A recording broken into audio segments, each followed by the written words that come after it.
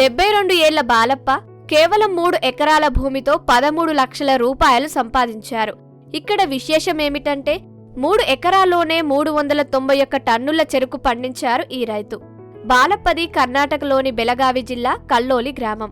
నేల సారాన్ని పెంచి సేంద్రియ ఎరువుల వాడకంతో ఈ స్థాయిలో దిగుబడి వచ్చిందని ఆయన అంటున్నారు.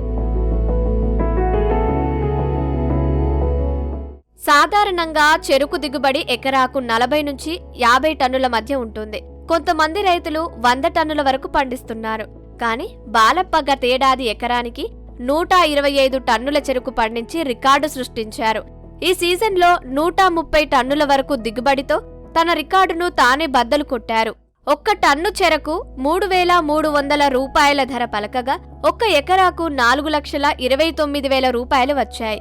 ఎకరానికి 65,000 రూపాయల చొప్పున మొత్తం 3 ఎకరాలకు 1,95,000 రూపాయలు పెట్టుబడి పెట్టినట్లు బాలప్ప చెప్పారు.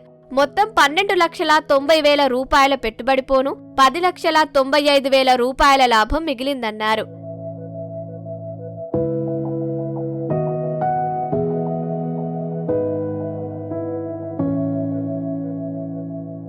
దిగుబడి ఎక్కువగా రావడానికి తాను 50-50 ఫార్ములా పాటించానని బాలప్ప అన్నారు. 50% సేంద్రియ ఎరువులు, మరో 50% రసాయన ఎరువుల మిశ్రమం వల్లే ఇది సాధ్యమైందని అంటున్నారు. ఆవు పేడ, ఆవు మూత్రం, బెల్లం, వర్మి కంపోస్ట్ ఉపయోగించి స్మార్ట్ వ్యవసాయం చేశానంటున్నారు. వచ్చే ఏడాది AI టెక్నాలజీ ఉపయోగించి ఎకరాకు 200 టన్నుల పంట పండిస్తానని ధీమా వ్యక్తం చేస్తున్నారు.